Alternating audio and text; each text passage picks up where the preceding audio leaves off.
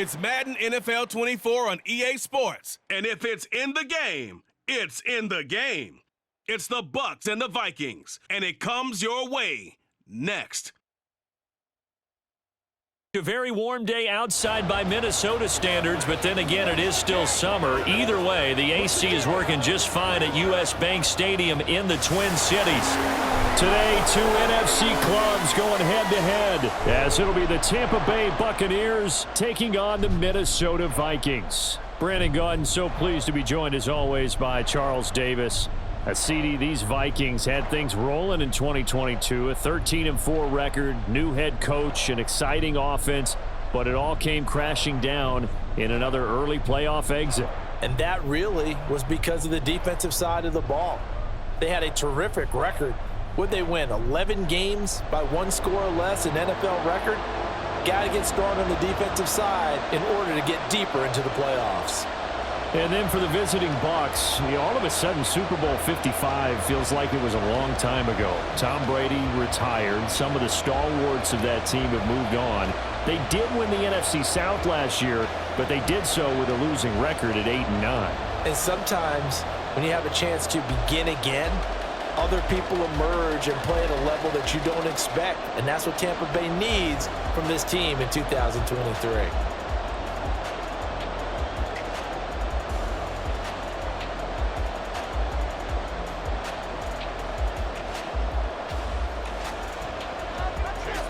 Here's the former Illini kicker Chase McLaughlin to get us started. And we are underway from downtown Minneapolis. And he'll be stopped up at the 25. So here are the Vikings set to go to work, and they're led by the leading passer in the NFC a season ago. Now in his 12th year, 6th as a Viking, Kirk Cousins. Minnesota's new coaching staff really leaned on Cousins for leadership and production. And the longtime vet was up to the pressure. 29 touchdowns, 4,500 yards, and a 13-win season, his best as a starter. Captain Kirk, he's quietly been one of the league's most productive passers the last few seasons.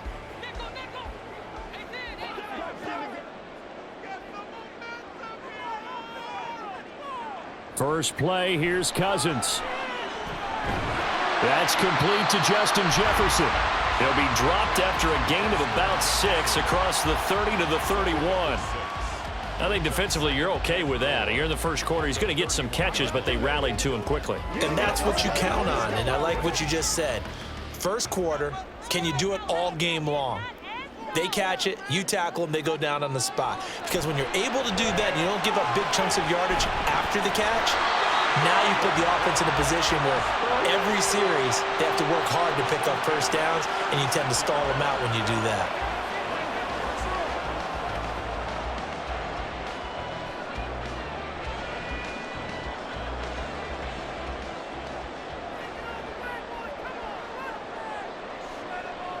First down, here's Cousins. And that one is incomplete. And it also concludes quarter number 1.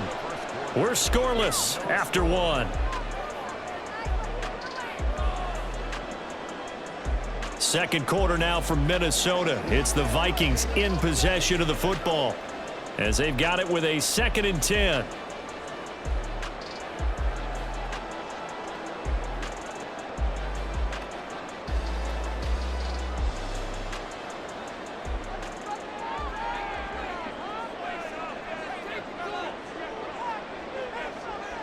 To the air again, it's Cousins. And that's complete to K.J. Osborne.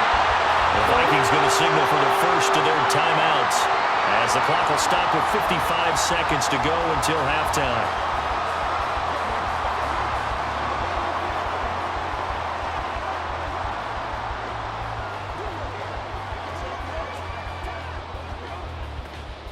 Couple of first downs to kick off the drive. Here's 1st and 10 up at the 46. To throw is Cousins. This one brought in by Jefferson. So give him 5 yards there on the pitch and catch, and it'll be second down. And he's already got 2 catches on the opening drive. They know he's going to be a handful. And sometimes you game plan for that offensively. You want to make sure that guy touches the ball, and sometimes it just happens naturally. And then you change your game plan. When he has the hot hand, you keep going back to him because he's running routes with confidence as the game goes on. Now the Vikings will use the second of their timeouts as they'll stop it with a little over 30 seconds to go in the first half of play.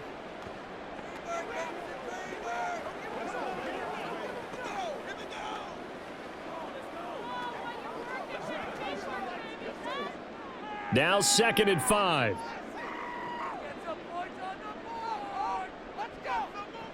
Cousins to throw it. To the sideline and incomplete. Chances are good he's going to be a very busy guy. 2 catches already in this opening drive, and they were looking his way for a third. I think they put this defense on notice that could be a really, really frequent combination. Play number 7 now coming up on the drive. 3rd and 5. Cousins again. He lets this one fly toward the back of the end zone. That's going to be knocked away and incomplete. And that might have been a situation where even though you don't hit on the deep throw, you at least put in the defender's minds early in the game that we're going to press the ball deep against your secondary. And that can have a ripple effect on how they function throughout. So on 4th down, on is the punter Ryan Wright. Back deep for the Bucs is Devin Tompkins. And there's a work of art right there. Out of bounds at the 2-yard line. So here are the Buccaneers ready to go on offense with a new man at the helm here for 2023 in his 6th season now in the NFL, Baker Mayfield. So this is where we find out about the game plan and the trust factor, don't we? In this situation, the natural thing is take care of the ball, run it inside, everyone cover it. Just, get yourself some room and let your punter punt it out of there. But when you really got a QB you can trust, you might want to take a little shot early and try and create some space.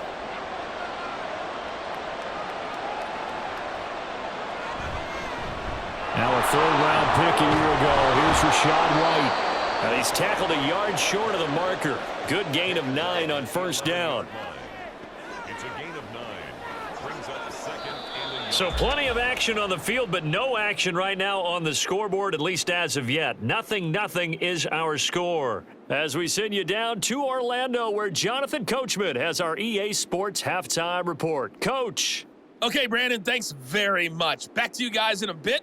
But first, we welcome everyone to our EA Sports halftime report.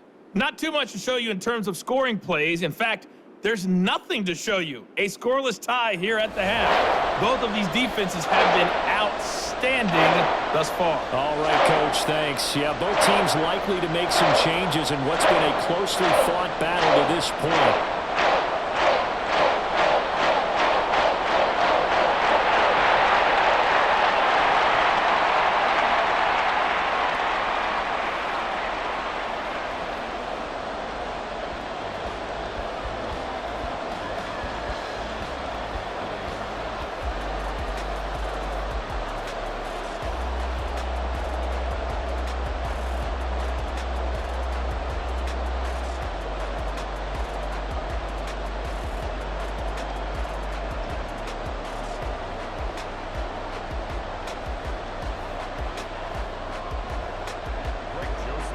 After a rare scoreless first half, these teams now just looking for something as the second half gets underway. And no chance to get away as they'll get him down at about the 17-yard line. Tampa Bay, they're getting ready to set up shop here for their second drive. And we thought this game had the potential to be tight, maybe not this tight, scoreless as we start the 3rd quarter. And I love the way you use the word tight. I'm going to take it a little bit different direction here because it's not just tight on the scoreboard. I think both offenses have been tight in how they've played this game. No one's been loose. No one's been free. They've got to find a way to make some plays, and I don't think you do it if you're really tight in everything that you're doing in the game. A run to begin the second half with Wright. And he's going to be met at the line of scrimmage and taken down. Calling no gain on the play, and it'll be second down. You don't see that a ton, do you? With a cornerback coming over to the middle of the field to make a run tackle. That's someone with a ton of confidence to feel like nothing is pressuring him on his side of the field. Sees that the ball's moved to the middle and just sprints over there to help out. He ends up getting the tackle. Well played. And he's taken down. Back in his own 7. And Daniil Hunter, he's the one who gets in there and brings him down to the ground. We are seeing two really confident defenses imposing their will on these offenses in this game. Yeah, absolutely, going toe for toe. Just curious if one of these offenses can wake up a little bit. Is there any way they can find something that can pop, something big to knock them back on their heels? And we return, welcoming you back to Minneapolis. As we've got the final quarter upon us, we get ready to start the fourth. On third down, a run from White. And he'll get it up to the 12-yard line here. The Vikings going to signal for the first of their timeouts as they get it with under a minute to go now in the football game.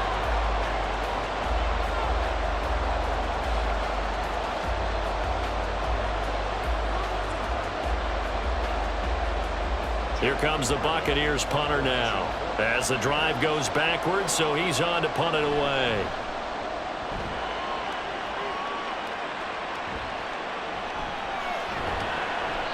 Call that a punt of 38 yards officially. And the Vikings, they'll be set up well as they take over in great field position. 1st and 10. And the Vikings taking the field here for their second drive of the game. They're on the outskirts of field goal range here in a tie game with a little time. So how do you handle this? What do you do here, Charles? Everybody wants to pick up as much yardage as possible. But the weird part is for field goal kickers, being in really close sometimes puts more pressure on them because it's much more of a position kick as opposed to just going ahead and letting it out and letting it thump. A lot of guys like a little bit of distance because you know they can handle it, and it's a more natural swing of the leg. So maybe getting inside the 20, not that big of a deal. Not that huge of a deal. Sometimes that messes you up with the angles depending on which hash mark you're kicking from.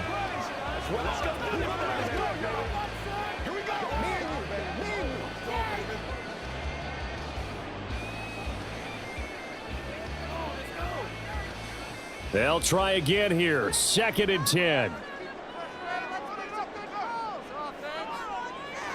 Now Cousins. Over the middle, complete. That's Osborne. And they'll get him down as he's inside the 40. This has to go down as one of the simpler routes in the playbook, but oh so effective. Nice completion there. Keeps the sticks moving.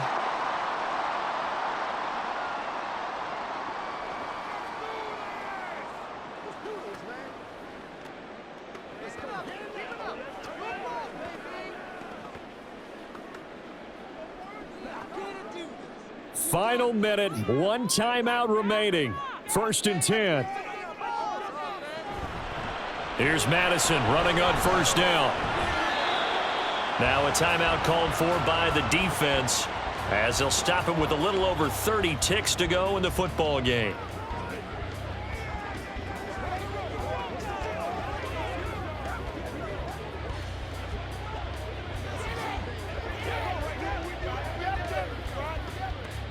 Here's 2nd and a yard.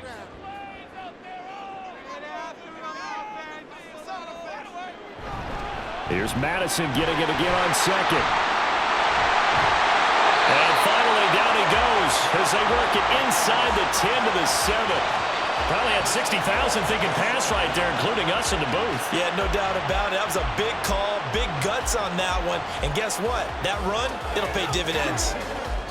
And a timeout coming in. This will be their final one with 10 seconds remaining. It's all about that teamwork. You can do it, baby. You can do it. You got this. Stay loose. Stay loose. Let's go.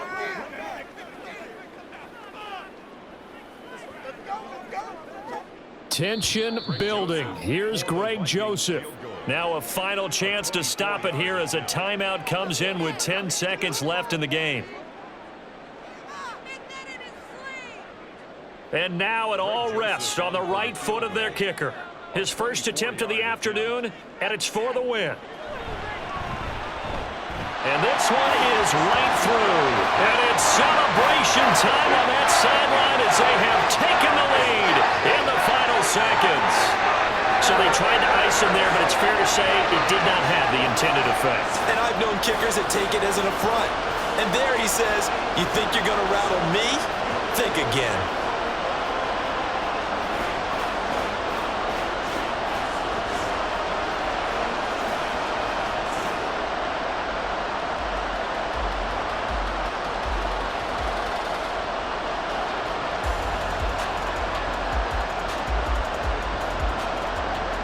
Joseph now to kick this one away.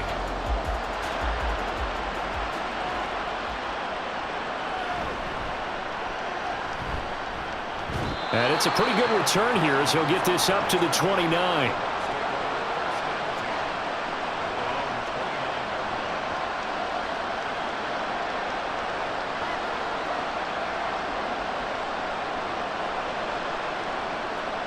This is 1st and 10.